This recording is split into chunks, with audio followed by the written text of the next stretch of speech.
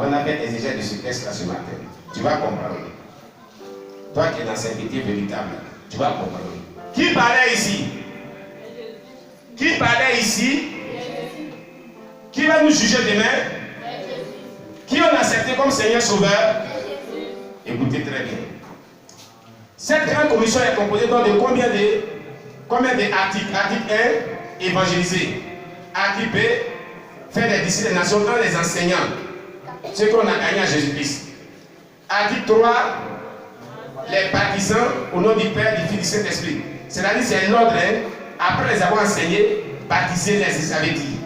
C'est un ordre. On ne saute pas. On ne saute pas. Gagner à Jésus-Christ d'abord, c'est ça ceux qui disent qu'on baptise d'abord avant d'enseigner, ils n'ont pas compris. Ils n'ont pas compris, hein? C'est une mauvaise interprétation de la grande commission de Jésus. Écoutez-moi très bien. Voilà. Quand on fait l'exégèse de ce texte, quand je dis faire des disciples des nations, tu ne peux pas sauter sur quelqu'un comme ça. Faire quelqu'un un disciple, c'est l'enseigner. Mais il faut d'abord le gagner à Jésus. C'est pourquoi on va d'abord pour évangéliser. Première recommandation, on gagne à Jésus, la personne à Jésus. Deuxième recommandation, maintenant après l'avoir gagné à Jésus-Christ, pour faire des disciples, on enseigne la parole de Dieu. Le premier type d'enseignement que tu donnes maintenant là, c'est l'enseignement pour placer le fondement de sa foi chrétienne qu'on appelle, souvent beaucoup appellent cours de base, cours de base, cours de base ou cours de baptême là. Voilà. C'est là qu'intervient les cours de base, dans l'évolution des choses. Quand tu gagnes à Jésus, deuxième des choses qu'on doit te faire, c'est de pouvoir t'enseigner les fondements de la vie chrétienne. C'est un tel qui place le fondement de la vie chrétienne pour t'amener par la suite, après cet enseignement, à une décision d'accepter Jésus dans les eaux de baptême. Dans les eaux de baptême. C'est pourquoi, quand les gens disent que quand on baptise d'abord avant d'enseigner, ils n'ont pas compris. Ils n'ont pas compris ce que Jésus disait. On ne baptise pas d'abord avant d'enseigner selon l'ordre des choses. Si on ne doit pas sauter l'étape de gagner âme avant de faire disciple, c'est que Jésus a établi un ordre.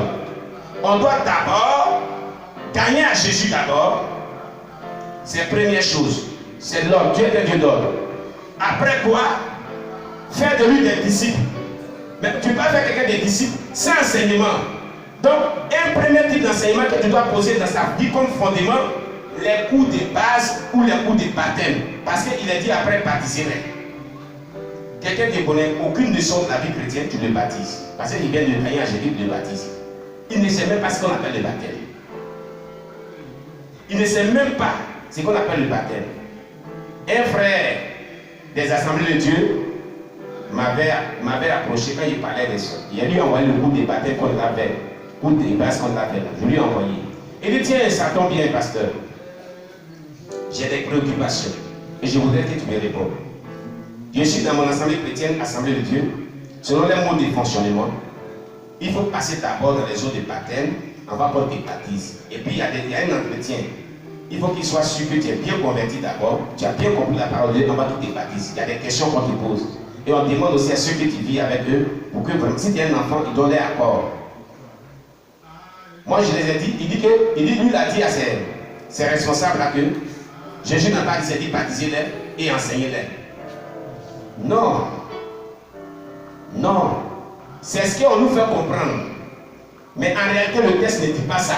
Le texte le dit, pardon, mais au niveau d'enseigner, c'est un autre type d'enseignement. L'enseignement est progressif. Il y a deux types d'enseignement dans ce texte. Comprenez? Il y a deux types d'enseignement dans ce texte qu'on doit donner d'abord aux nouveaux convertis. Premier type d'enseignement, dans faire des disciples des nations là. On ne peut pas faire disciple quelqu'un sans enseignement. C'est pas possible. Quand je lui dis allez par tout le monde, on s'en va. Faire des disciples des nations. On tombe sur lui, on te fait des païens, on te fait des disciples. Non. On n'a pas annoncé la parole de Dieu. Est-ce que dans ça il dit évangéliser? Il dit évangéliser. Ah. Mais pourquoi on évangélise? Parce que tu ne veux pas tomber sur quelqu'un et puis faire avec. Un païen, tu dis viens, viens faire des doigts disciples. Il dit va dire tu es malade. Ça veut dire quoi ça? Tu es normal. On se connaît où? C'est pas ce qu'il va te dire. Non, écoutez, c'est pas ce qu'il va te dire. Les gens n'ont pas compris ce texte biblique. Quand on fait l'exégèse de ce texte biblique, il est très profond. Tu ne vas pas tomber si un païen vous dit, je vais faire de toi disciple de Jésus-Christ. Il va dire, écoute, on s'y connaît. On dirait que ça ne va pas dans ta tête. Parce que vous les chrétiens, là, vous passez partout. C'est normal. J'ai dit que j'ai accepté vos Jésus. Vous comprenez? C'est pourquoi l'ordre des choses, premièrement, tu annonces l'évangile à la personne. Alors que dans le fait des disciples, Jésus n'a pas dit évangéliser. Mais on ne peut pas faire des disciples quelqu'un sans évangéliser. Donc il y a un ordre. Quand il gagne la personne à Jésus-Christ, secondement, la personne est disposée, puisqu'elle a accepté Jésus-Christ, elle est disposée à ce que tu fais d'elle des disciples. Est-ce qu'on parle de baptême ici? On parle de baptême, tu l'as gagné, tu fais d'elle des disciples. Alors tu vas lui donner les premières notions de la vie chrétienne. Les premières notions de la vie chrétienne. Tu vas placer le fondement de sa foi. Donc on ne baptise pas d'abord avant d'enseigner. Ce n'est pas possible. C'est pas possible, c'est une erreur doctrinale. On ne baptise pas d'abord avant d'enseigner. Parce que tu ne peux pas faire des disciples quelqu'un sans enseignement. Tu le gagnes à Jésus. Avant de faire de lui, pour faire de lui des disciples, il lui donne les premières notions de la vie chrétienne. Donc c'est un enseignement que tu donnes, ou des bases. Vous comprenez maintenant? Tu lui donnes les cours de base. Les cours de base seront donnés maintenant. Il comprend ce que c'est que la vie chrétienne. Dans les cours de base, tu dois parler de la repentance, de Jésus qui il est. Vu qu'il a accepté le thème de la repentance, le thème de Jésus-Christ, le thème de sanctification, le thème de Saint-Esprit, le thème de tentation, le thème de la foi, le thème de la grâce, le thème de la justification par la foi, le thème de la résurrection des morts, le thème de la prière, le thème de la méditation, le thème la grâce. Voici quelques thèmes des cours de base. Il y en a de trop. Donc quelqu'un qui est nouveau, qui est en train de faire de lui d'ici comme cela. Le premier cours de discipulat, les premiers thèmes de discipulat, ce sont les thèmes de cours de base. Donc ce sont les enseignements. Un certain type d'enseignement. La première catégorie d'enseignement, il y a deux types d'enseignement. La première catégorie d'enseignement amène le nouveau croyant à découvrir qu'est-ce que c'est que la vie chrétienne. Qui est Jésus-Christ? Comment vit la vie chrétienne? Tout ça, on le découvre dans les cours de base. Tu l'as fait de lui disciple comme cela. Tu as commencé disciple-là comme cela. Donc, c'est après les premiers cours de base, à ce premier type d'enseignement, qu'on le propose maintenant. Est-ce que tu peux accepter Jésus véritablement dans les eaux de baptême? Donc, le disciple-là fait les disciples, ce n'est pas après baptême. C'est avant baptême qu'on fait de toi disciple. On commence les premiers cours de disciple-là par les cours de base. Vous avez compris maintenant? Vous avez compris maintenant? Les gens n'avaient jamais compris. Nos parents spirituels nous avaient toujours enseigné que Jésus a dit baptisez-les et enseignez-les. Non. Mais faire des disciples là avant, c'est l'ordre des choses. C'est l'ordre des choses. On ne saute pas dans cette grande commission. Article 1, gagner les âmes. Article 2, faire des disciples assemble d'abord par le premier type d'enseignement qui est pour des bases, pour qu'ils connaissent la notion de la vie chrétienne, pour qu'ils connaissent ce que c'est que la vie chrétienne, pour qu'ils connaissent qui est Jésus-Christ. Et après quoi maintenant, on lui dit, est-ce que tu veux accepter Jésus véritablement dans les zones de baptême? Si c'est décidé maintenant, on passe maintenant au 4e recommandation qui est baptisez-les au nom du Père, du Fils et du Saint-Esprit. Amen. Maintenant, après les avoir baptisés, on fait quoi maintenant? On doit les enseigner ce que Jésus a prescrit. Deuxième type d'enseignement, continuité des cours des disciples. Pour l'amener à servir Dieu dans le corps de Christ. Et là, on peut parler maintenant de comment marcher avec le Saint-Esprit. Qui est le Saint-Esprit? Profondément, deuxième niveau, comment marcher avec le Saint-Esprit. Les dons spirituels, le jeûne, la prière, la consécration. Vous comprenez bien? L'onction. On peut lui parler de tous ces thèmes-là maintenant. le retour de Jésus, l'enfer, le ciel, la sainteté dedans, dehors. Quand on commence depuis même le bout des bases. Alléluia. Mais son prolongement. Amen. Amen. Voilà. Maintenant, on a défini toutes ces responsabilités-là. Donc, dans la grande commission, on a juste à combien de responsabilités? 4 responsabilités. On les cite premièrement, évangéliser. Secondement, faire de la personne d'ici des nations en quoi faisant? En enseignant d'abord. Ça vient avant le baptême. Quel type d'enseignement? Des cours de base. Ou même cours d'initiation à la vie chrétienne. Pour qu'ils sachent vraiment la notion de la vie chrétienne. Avant qu'on le baptise. Avant qu'on le baptise, c'est l'ordre des choses. Tu ne peux pas faire des disciples quelqu'un sans le baptiser. Non. Sans enseignement, disons. Non. Et troisième, c'est quoi? Le baptiser, s'il a compris maintenant les quelques notions de la vie chrétienne qui sont les cours de base là, il peut se décider maintenant à accepter Jésus-Christ. N'est-ce pas? Et maintenant, après quoi, il y a un autre type d'enseignement qu'on appelle quoi? Progression spirituelle pour la maturité spirituelle en vue de servir Dieu. Quand on dit enseigner l'esprit ou les presbytes là, c'est pour les amener à être disciples de Jésus-Christ maintenant, avec certains types de messages, certains types d'enseignements pour les amener à la maturité spirituelle. Vous avez compris? Maintenant, ces 4 recommandations là, Jésus les adressait à qui? Qui devait jouer ce rôle? Oui, les disciples. Mais est-ce qu'on était là? Pourquoi cela nous est attribué? Parce qu'ils ont fait de nous des disciples. Donc, tout disciple de Jésus-Christ doit jouer ces 4 rôles-là. Ce n'est pas un seul passé, c'est un ensemble. C'est un ensemble de responsabilités. Écoutez, Jésus a confié un ensemble de responsabilités qui est 4 responsabilités dans la grande commission. Ces 4 responsabilités-là incombaient un type de personne ou bien tout le corps de Christ. Non, soyons sincères et soyons véritables. Parce que là, vous allez comprendre beaucoup de choses. Jésus s'adressait à qui? À tous les chrétiens. Cette responsabilité-là incombait tous les chrétiens ou bien un groupe de personnes seulement. Qui est d'accord avec tous les chrétiens? Qui est d'accord seulement avec un groupe de personnes? Hein? Qui est d'accord seulement avec un groupe de personnes? Ou les autres qui sont d'accord avec tous les chrétiens? Vous dites que c'est qui? Les disciples seulement. Mais qui sont des disciples? On a défini qui doit être des disciples.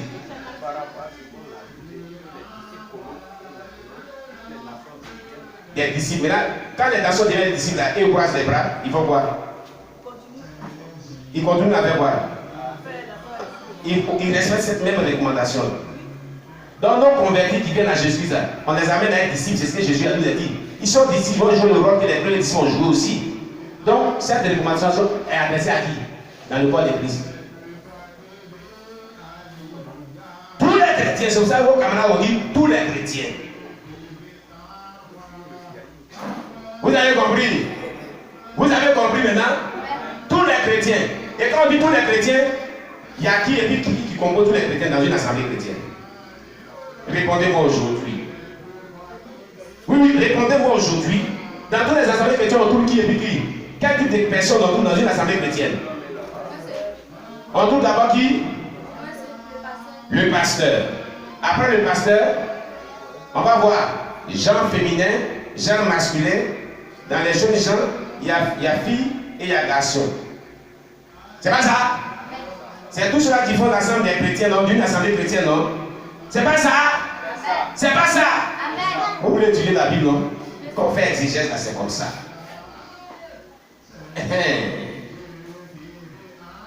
Quand vous avez affaire à un projet d'exégèse, tous les détails bien approfondis, vous allez comprendre la Sainte Doctrine. La vraie Sainte Doctrine de ce texte, voilà ce que ça veut dire. Cette grande recommandation n'est pas un seul alinéa pour un groupe de personnes d'abord, et puis on est tri. C'est tout un ensemble qui est adressé, tout un ensemble d'une mission, d'une responsabilité généralisée adressé à tout le corps de Christ sans distinction aucune. Hommes, femmes, jeunes gens, filles et garçons. Jésus nous adresse à aller partout et faire les nations des disciples, premièrement, les baptisants, au nom du Père, du Fils et de l'Esprit, et les enseignants à toutes choses, à observer ces types de principes. C'est ce que Jésus a dit. Sinon que, si on dit, parce que certains groupes de théologiens disent que ces grandes recommandations-là sont seulement aux hommes. Et puis, ils ont une injustice, non? Les femmes peuvent aussi aller gagner les âmes. Mais si c'est le conseil de faire des disciples, elles doivent faire des disciples entre les femmes. Et puis après qu'elle fait finir faire des disciples entre les femmes, elles ne baptisent pas aussi. Vous voyez, non? Est-ce logique? Donc, selon les tests qui sont là, est-ce logique? Est-ce que c'est logique? Non, on est dans la vérité. Est-ce que c'est logique? Est-ce que c'est ce que Jésus a dit? Jésus a fait triage là-là. C'est la parole de Dieu qu'on a examinée. C'est la parole de Dieu que nous sommes en train d'examiner. La grande commission, là, tous ces alinéas, on l'a examiné. Si nous sommes concentrés qui s'adresse à tout le corps de Christ, qui doit devenir les disciples, les femmes comme les hommes, ça veut dire que toutes les femmes prévenantes, on est d'accord, hein, ils doivent aller partout faire des disciples des nations, toutes les femmes. Donc, il dit que les femmes ne doivent pas baptiser. Donc, on retire aux femmes cette partie-là. Jésus a dit ça. Très donné la grande commission, il a dit ça. Est-ce qu'il a dit ça?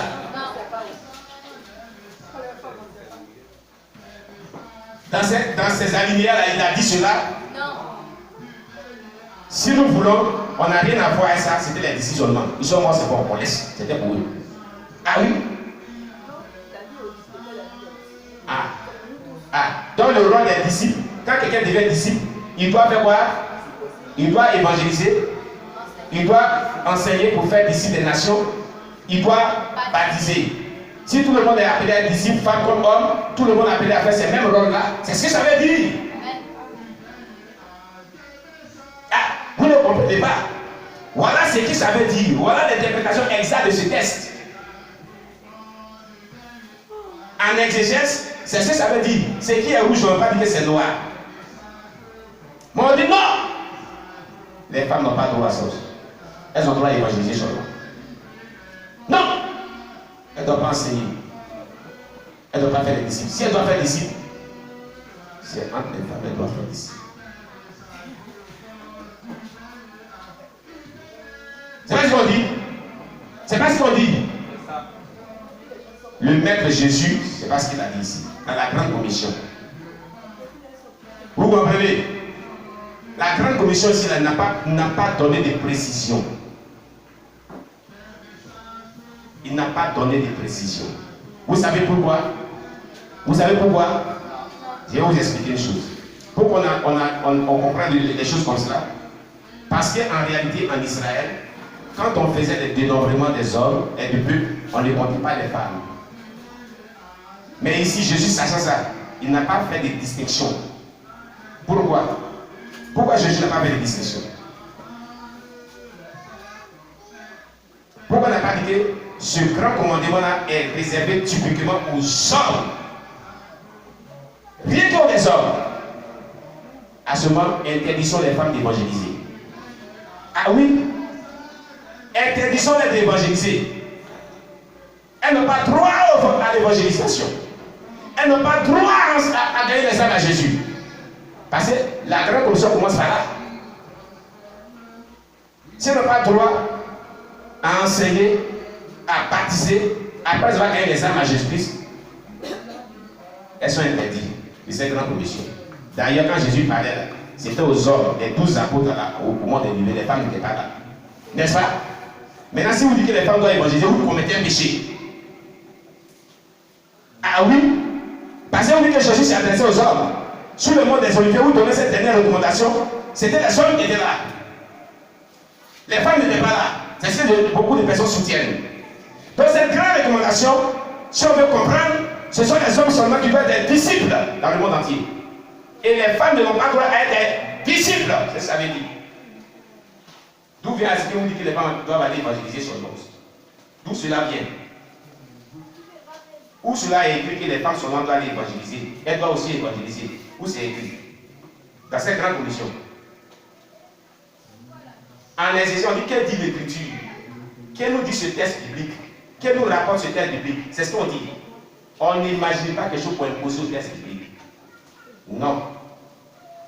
C'est parce qu'on a comme approche déductive. Ce qu'on a déduit, ce qu'on a emmagasiné, qu'on nous avait instruit. C'est parce qu'on colle au texte. Le texte nous dit quoi? Dans quelles conditions Jésus avait parlé? Quels sont ceux qui étaient présents? C'était les hommes qui étaient présents. Au mont des Oliviers, est-ce que les femmes étaient présentes? Avant que Jésus ne monte au ciel, c'est là qu'il a donné cette recommandation. Alléluia. Les femmes étaient là. D'accord. Les 11, parce que Judas était. Voilà. Donc si on veut voir, quand il dit fait de toutes les nations, parce qu'en Israël, quand on fait le dénombrement de les nations, on ne comptait pas les femmes. On ne comptait pas les jeunes gens qui n'avaient pas l'âge de 30 ans. C'est ce que ça veut dire. Quand on va dans les originaux des textes, c'est ce que ça veut dire. Donc les femmes n'étaient pas comptées dans cette grande mission. Elles n'étaient pas considérées. C'est pourquoi l'apôtre Paul a dit, la femme là, elle sera néanmoins sauvée si elle devient mère et qu'elle est soumise à son mari. C'était la logique des Juifs. Elle doit rester à la maison. Elle ne fait rien avec le Dieu. Elle n'évangélise pas. On a fait déjà de ce texte. Elle ne doit pas évangéliser. C'est ce que ça veut dire. Pourquoi vous dites que les femmes doivent évangéliser? Vous péchez contre Dieu, c'est ce que ça veut dire. Elle s'achète à la maison. Elle vient à l'église, elle écoute aussi. Si elle doit comprendre quelque chose, elle introduit son mari dans la chambre conjugale. Point barre. Ah, c'est pas ce que Paul a dit, c'est pas ce que vous brandissez. C'est pas ce qu'on brandit. Elle n'est pas appelée à évangéliser. Parce qu'ici, on ne s'adresse pas aux femmes. Donc pourquoi vous dites qu'elle doit évangéliser? Vous voyez, Dieu n'est pas contradictoire. Si elle doit évangéliser, elle respecte tous les alinéas aussi. Si elle doit évangéliser, c'est qu'elle doit faire encadrer, elle doit enseigner, elle doit baptiser et continuer à enseigner. C'est ça qui est la vérité. Le texte est là sous vos yeux. Non, les femmes n'ont pas le droit d'enseigner. Paul a dit cela. Et Jésus, dans la grande commission, nous dit que les femmes peuvent évangéliser aussi. C'est écrit dans le texte que les femmes peuvent évangéliser. Quand il s'adresse à ça, c'est écrit. Montrez-nous dans le texte où c'est écrit. En exercice, on dit qu'elle nous dit l'écriture. Cette portion de l'écriture, elle nous rapporte. On n'imagine pas pour imposer cela dedans. Dans le texte qu'on vient d'énumérer là, ils n'ont pas dit les femmes seulement, les femmes et les hommes doivent évangéliser. Mais ici, on sait que dans l'historique, avant que Jésus montait, c'était les apôtres qui étaient là. Les 12. Judas s'étant pendu, il n'était pas là. Et Jésus a donné cette dernière recommandation avant de monter au ciel. C'était aux hommes qu'il avait parlé. Allez partout le monde faire des disciples. Cette grande commission est réservée aux hommes. C'est ce que ça veut dire. D'où vient que vous impliquez les femmes dedans, si vous ne voulez pas qu'elles les enseignent? Ah, répondez-moi. On va faire l'exégèse là. Voilà. Voilà ce qui est là. C'est pour ça que nous disons, toute révélation, toute expérience de la parole de ciel et l'enfer et de toute expérience quelconque doit être en accord et en harmonie avec la sainte doctrine. Dans la pensée de l'auteur sacré qui a couché par écrit, ce qu'il disait, c'est la pensée du Saint-Esprit. Dans la pensée du Saint-Esprit, si on va aux textes originaux, Jésus s'adressait, cette grande commission, en temps réel, ne s'adressait pas aux femmes et aux hommes. Si on veut suivre réellement la parole de Dieu. Mais quelqu'un va dire, mais pourquoi est-ce que aujourd'hui on trouve des femmes qui évangélisent? Parce qu'il y a des expériences du ciel et l'enfer qui disent que les femmes évangélisent, elles doivent évangéliser, elles les âmes. Vous savez pourquoi? Vous savez pourquoi? Parce qu'on n'a pas bien compris ce texte. Quand je lui dis faire des nations des disciples, c'est pour ça que c'était ceux qui sont pour le ministère des femmes, le Saint-Esprit n'a pas de sexe là. C'est ça qu'il dit aux gens qui disent que non, que la femme ne doit pas s'y impresser là aux hommes. Le Saint-Esprit n'a pas de sexe là. On va prendre un deuxième texte biblique qui confirme cela. dans Hébreu. Hébreu chapitre 11. Vous allez voir. Hébreu chapitre 5, verset 11. On va lire, vous allez comprendre. L'auteur d'Hébreu s'adressait encore dans ces mêmes termes-là, d'enseignement-là. Je vais vous poser des questions, vous allez comprendre. Je vais vous faire comprendre que la grande commission là, on dit faire des disciples des nations concerne les hommes et les femmes. Jésus avait parlé des hommes, c'est pour ça que c'est logique qu'une femme évangélise. Mais vous n'avez pas compris que ça ne se limite pas là seulement. Elle évangélise, elle doit encadrer, elle doit faire des disciples des nations. Il n'a pas précisé, dans ce texte, Jésus n'a pas précisé qu'elle doit encadrer seulement que des femmes. Il n'a pas précisé. Et si nous disons qu'elle a droit à cela, elle peut enseigner les hommes et les femmes. C'est pour cela Paul avait permis que le couple,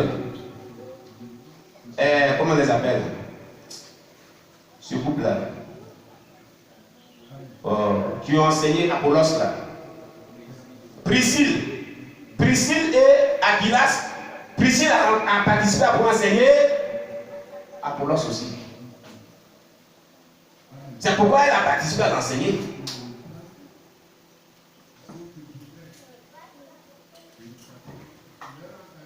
Hébreu. Prenez Hébreu. Et faites les échecs de ce texte. Hébreu. Prenez Hébreu. Vous êtes dans Hébreu chapitre 5.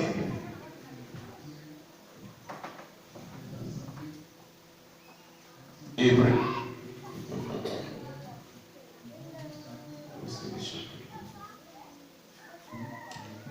Chapitre 5, verset 11 à 14. Je fais la lecture. Écoutez très bien ce que Hébreu dit. Nous avons beaucoup à dire là-dessus et des choses difficiles à expliquer. Parce que vous êtes devenus lents à comprendre. Vous, en effet, qui depuis longtemps deviez être des maîtres. Dans d'autres versions, maître est remplacé par enseignant. Vous comprenez? Dans d'autres versions, on dit vous qui depuis longtemps deviez être des enseignants. Un maître, c'est un enseignant. Amen. Amen. Je ne vais pas aller loin. On dit, vous devez depuis longtemps des maîtres, vous en avez encore besoin qu'on vous enseigne les premiers rudiments des oracles de Dieu. Vous êtes venus, disons, à avoir besoin de lait et non d'une nourriture solide. Et non d'une nourriture solide. L'auteur de ce texte, l'auteur de Hébreu, on ne le connaît pas. Les gens l'attribuent à l'apôtre Paul. Ce n'est pas l'apôtre Paul. Il a dit dans la constitution de la Bible, qu'on faisait la Bible, tous les auteurs signaient en bas et mettaient les noms. Lui qui a fait le livre de Hébreu n'a pas signé. Donc il a signé mais n'a pas mis son nom. Et la signature ne représentait pas, ne ressemblait pas à la signature de l'apôtre Paul. Voilà. Voilà l'historique des faits. Dans l'histoire de ce livre. Voilà. Amen. Donc l'auteur du livre d'Hébreu, il s'adressait à qui? Qu'est-ce qu'il dit vous là? Il parlait à qui? Quelqu'un m'explique. Vous, il s'adressait à qui? Oui. Il s'adressait à une assemblée chrétienne. Voilà. Le vous ici, là, ce sont les chrétiens. Il s'adressait aux chrétiens. À une assemblée chrétienne qui ne veut pas évoluer, qui reste toujours bébé chrétien, qui depuis longtemps devaient être des maîtres. Ils devaient eux tous enseigner maintenant. Comme on l'a dit, enseigner les principes, faire des disciples des nations. Ils devaient être des disciples qui enseignent, mais ils sont toujours bébés chrétiens. Bébés chrétiens, ils n'évoluent pas. Ils n'ont pas de maturité spirituelle, ils n'ont pas de croissance spirituelle. Une assemblée chrétienne est composée des hommes seulement. Hein? Une assemblée chrétienne est composée des hommes seulement. C'est ce que Jésus avait dit là. C'est ça qui se confirme ici. Tous les chrétiens doivent devenir des maîtres, donc des enseignants de la parole de Dieu, sans distinction aucune.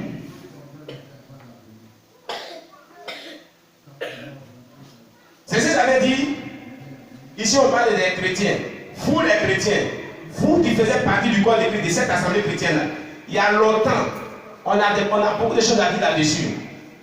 Dans votre situation que vous êtes là, vous n'évoluez pas, vous n'atteignez pas la maturité spirituelle, vous êtes là comme cela, vous ne cherchez pas à grandir de la foi. Nous avons beaucoup à dire là-dessus. Mais les choses difficiles que vous comprenez, parce que vous qui depuis longtemps devez être des maîtres, vous allez venir au lait. Vous allez devenir des enfants chrétiens. C'est l'enfant chrétien qui prend le lait. Vous ne voulez pas évoluer. Vous devez être au contraire, maintenant où on vous parle, des maîtres, des enseignants de la parole de Dieu. On s'adressait à qui? Aux chrétiens, à toute une assemblée chrétienne qui doit être des enseignants de la parole de Dieu. C'est pour ça que je vous dis, tout chrétien a appelé à enseigner la parole de Dieu. Mais le chrétien, dans sa progression spirituelle, qui ne respecte pas les normes pour évoluer spirituellement, ne parviendra jamais à enseigner. Il ne pourra jamais rentrer dans cette grâce. Elle est là, hein? Mais comme son engagement n'est pas sincère, sa soumission n'est pas sincère, et qu'il n'évolue pas comme il se doit, ce chrétien ne va pas parvenir à être un enseignant de la parole de Dieu. Ce n'est pas possible. Exégèse, c'est ça qu'on a fait. La Bible est très profonde. C'est ça qu'on a fait. On ne s'appuie pas si certains quelques référents bibliques ont établi une doctrine. Non, non, non, non. Il faut prendre tous les versets bibliques, les passages bibliques apparentés, faire un parallélisme pour établir une doctrine. D'abord, il faut voir cela sur l'Ancienne Alliance, et il faut voir cela au temps messianique, et puis maintenant au temps de la dispensation où les disciples, si les disciples ont pratiqué cette doctrine. Il y a trois sous l'Ancienne Alliance, donc l'Ancien Testament. Il faut faire des études bien approfondies sur le thème. S'il y avait aussi quelquefois ce sujet que tu veux vraiment aborder là, s'il y avait quelquefois des disciples qui le respectaient, et s'il était appliqué par l'ancien peuple, au temps de Jésus, qu'est-ce que Jésus a dit par rapport à cela? Qu'est-ce que Jésus a dit par rapport au ministère de la femme? Ou bien qu'est-ce qu'il a dit par rapport à la sainte doctrine de la sainteté dedans dehors? Ou bien dans tel sujet, je parle de n'importe quel sujet de cette doctrine que vous pouvez aborder. Avant d'établir une doctrine, voilà ce qu'il faut faire. Après au temps de Jésus, vous partez maintenant depuis les actes des apôtres jusqu'à l'Apocalypse pour voir le sujet là. Ce sujet que tu veux aborder dans la sainte doctrine, qu'est-ce que les actes des apôtres, les apôtres en ont fait à leur temps? Comment ils ont vécu avec ce sujet-là? Cette doctrine, comment ils l'ont appliqué à leur vie? Après Jésus, comment ils ont appliqué à leur vie? C'est ça. Maintenant, est-ce qu'il n'y a pas des versets bibliques, des passages bibliques qui sont qui viennent vraiment en opposition à cela? Tu les prends aussi et tu les examines. Tu fais un parallélisme. Vous comprenez? Vous comprenez?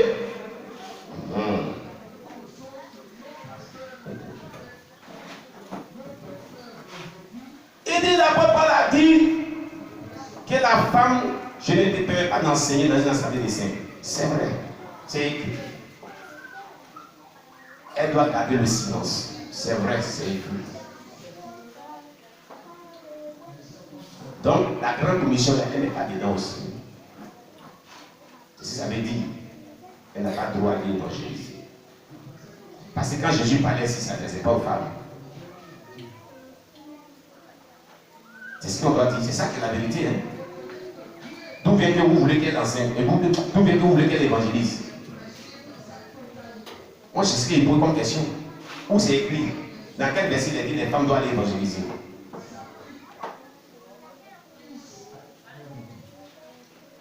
Où?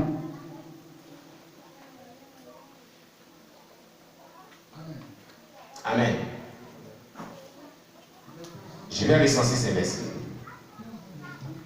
Jésus veut que les femmes évangélisent. Mais il n'a pas dit qu'elle se limite à l'évangélisation dans sa grande commission. Il n'a pas dit ça. Le texte ne précise pas. Mais si on prend le scène dans son originalité, si les femmes doivent évangéliser aussi comme les hommes, elles sont concernées par tous les autres alinéas de la grande commission. 2. Quand Jésus était vivant, au but de Jacob, c'est la femme qui est allée annoncer la bonne nouvelle qu'elle avait vu le Messie. Ça, c'est une forme d'évangélisation. Amen. Pour amener tous les Samaritains au pied de Jésus. Ils sont venus, Jésus les a enseignés et ils ont été gagnés à Jésus-Christ. 3. Quand Jésus fut ressuscité, ce sont des femmes qui ont allé apporter la bonne nouvelle de la résurrection de Jésus. Donc on voit des femmes dans l'église, dans le passé, évangéliser, annoncer la bonne nouvelle. Amen. Amen. Mais aussi, on ne voit pas une femme qui est assise sur une église.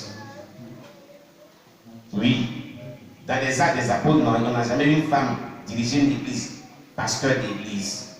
Ce n'est pas écrit quelque part. C'est ça qui est la vérité. Femme pasteur sur église, dans la Bible, il n'y en a pas. Pasteur principal de femme, ce n'est pas écrit dans la Bible. Ceux qui disent que les femmes doivent être pasteurs, diriger une église, assis sur une assemblée chrétienne, ils n'ont pas donné une seule référence dans les actes des apôtres où la femme était pasteur principal d'une église et enseignait les hommes et les femmes. Ils n'ont pas nous montré le texte. Il n'y en a pas. Ça n'existait pas. Femme prophétesse assise sur une église dans les actes des apôtres. Ça n'existait pas. Femme apôtre assise sur une église dans les actes des apôtres, il y a des hommes qui sont là pour enseigner presque. Ça n'existait pas. Femme docteur, ça n'existait pas. Ça n'a pas de sens. Ça n'a pas existé parmi les apôtres. Or, il est dit, la doctrine qu'on doit employer, inspirée, doit tirer sa source. Nous avons été édifés sur la doctrine des apôtres, Jésus même la pierre angulaire. Donc notre doctrine doit faire référence à cela. Il dit, montrons-moi un texte biblique, depuis les 4 évangiles jusqu'à Apocalypse. S'il y a eu une femme qui dirigeait une église, il n'y en a pas. C'est ça qui est la vérité. La vérité est que tu ne vas pas trouver un texte biblique où femme était assise sur l'église, pasteur principal, et puis dirigeait l'église. Il n'y en a pas, ça n'existait pas. C'est pour cela que ceux qui meurent de Jésus, ils trouvent des femmes qui disaient que les pasteurs, elles ne sont pas sauvées. Par contre, la femme peut évangéliser. Amen. Amen. Ça fait un. Elle peut faire des disciples des nations. Elle peut encadrer une âme. Ouais. Elle peut encadrer une âme. Mais de préférence, tellement qu'il y a trop de nuances, nous ici, c'est encore on croit. Les femmes encadrent les femmes. Parce que j'ai écrit dans Tite. Tite, il a dit que les femmes âgées instruisent aussi les jeunes femmes. Enseignent aussi les jeunes femmes. C'est écrit dans Tite. Alléluia. Quelqu'un me comprend bien? Donc les femmes, elles gagnent les âmes, elles peuvent évangéliser un homme. Elle peut évangéliser un homme, lui annoncer l'évangile. D'ailleurs, quand la Samaritaine est partie, elle s'adressait à tous les Samaritains, hommes comme femmes, qui sont venus au pied de Jésus. Amen. Mais quand ils sont venus au pied de Jésus, est-ce qu'elle a dit non, c'est moi qui vous envoie, il va vous enseigner? Elle a laissé, puis elle s'est mise aussi dans la foule. Et puis Jésus a continué à parler. C'est pas ça? C'est comme ça que la femme doit agir dans le corps de Christ. C'est comme ça que les femmes doivent agir dans le corps de Christ. Quelqu'un me comprend bien? Quelqu'un me comprend bien? C'est comme ça que les femmes doivent agir dans le corps de Christ. Elles gagnent des hommes ou des femmes à Jésus-Christ. Elles les envoient au pied des hommes de Dieu et puis ils les enseignent.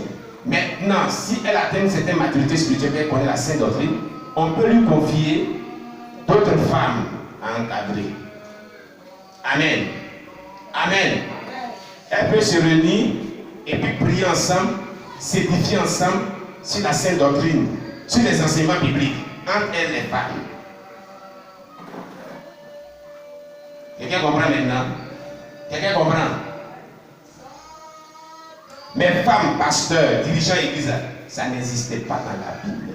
Ça n'existait pas dans la Bible. Il n'y a pas un verset biblique. Tous ceux qui acceptent le ministère de la femme, ils balbutient dessus. La question qu'on les pose, vous dites que la femme peut être pasteur, elle peut enseigner tout. Montrez-nous un passage de la Bible où femme était pasteur, président d'une église, dirigeant d'une église. Dans les actes des apôtres. Montrez-nous cela. Les apôtres là. Les actes sont là. Les actes sont là. Certes, il y a eu des femmes qu'on appelait apôtres, parce que c'était parmi les apôtres. C'est le texte dit femmes apôtres. Mais parmi les apôtres. Mais on voit des apôtres prêcher, enseigner les gens. On ne voit pas des apôtres femmes prêcher, enseigner les gens. C'est ça qui est la vérité. Dans la Bible, on voit des femmes apôtres. Il y a les noms, appellations des femmes apôtres. La fois personne n'a vu ce nom. Hein? Mais ces femmes apôtres là, je pourrais dire ce qu'on appelle aujourd'hui à titre honorifique. Parce qu'elles faisaient partie du collège des apôtres qui était là.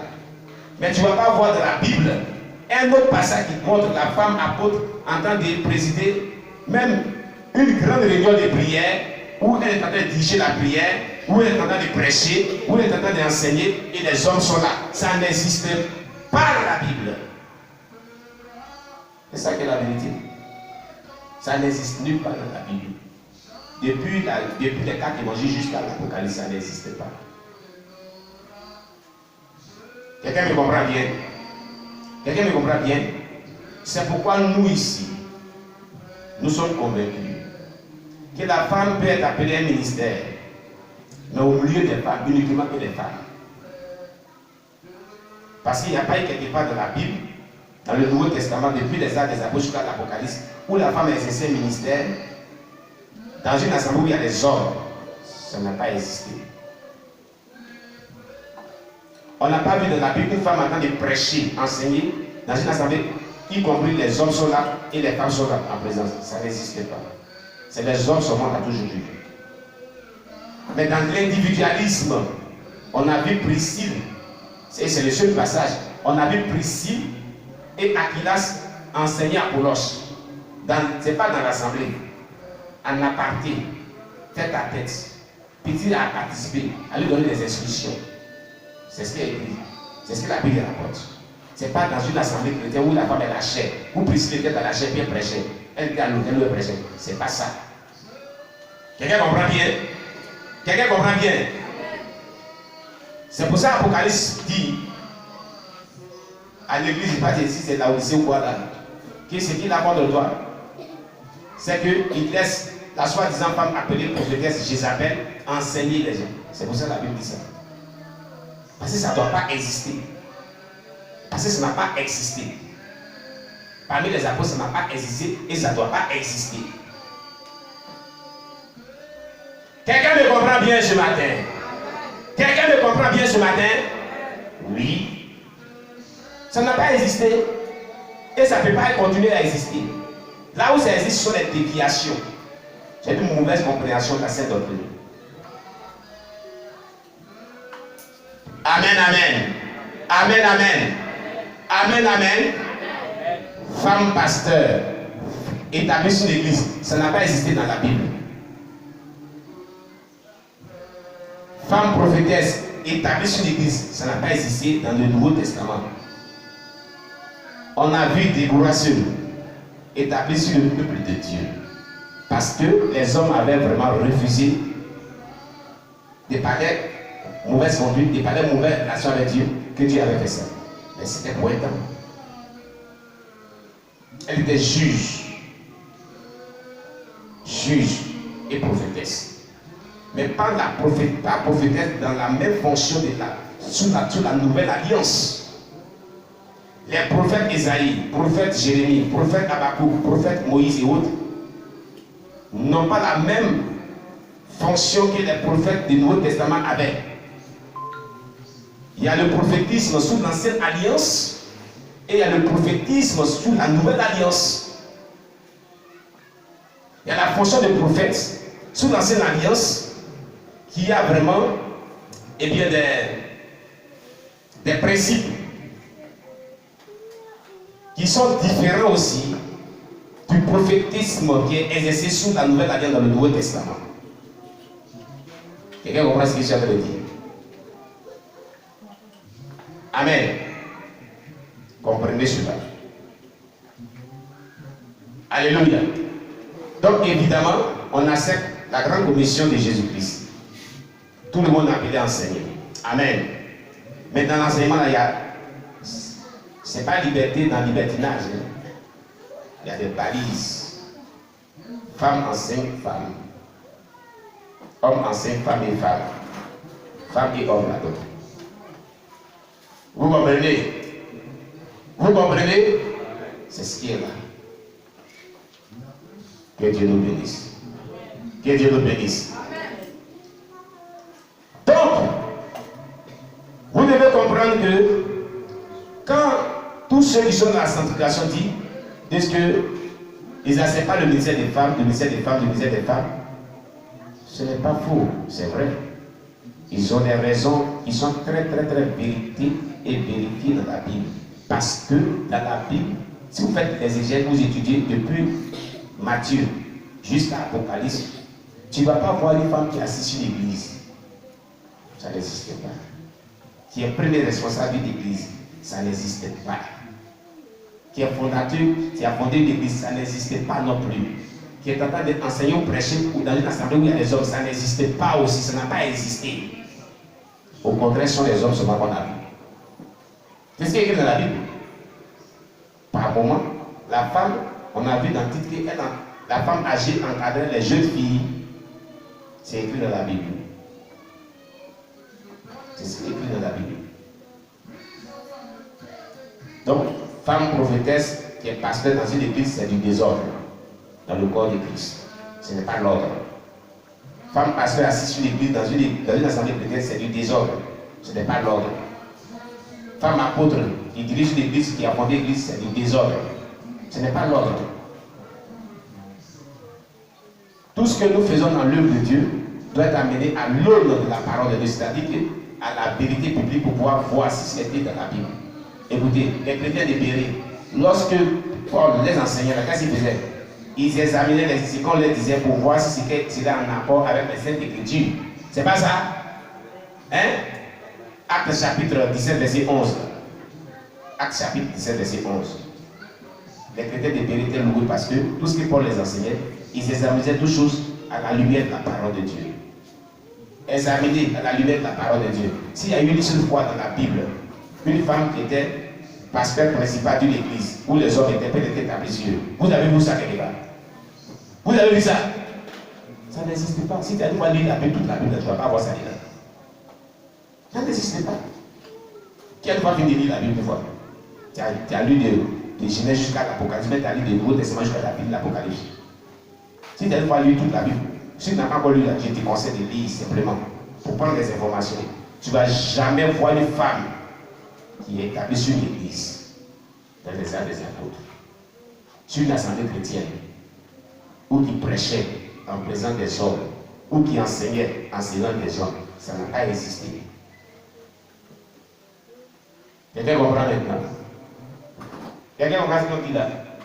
Si tu veux, le débat au défi, va lire la Bible, va étudier la Bible, de la Genèse jusqu'à l'Apocalypse. Tu ne vas pas voir ce qu'il est dit là, tu ne vas pas voir ce qu'il est dit. Ça n'existe pas. Maranatha!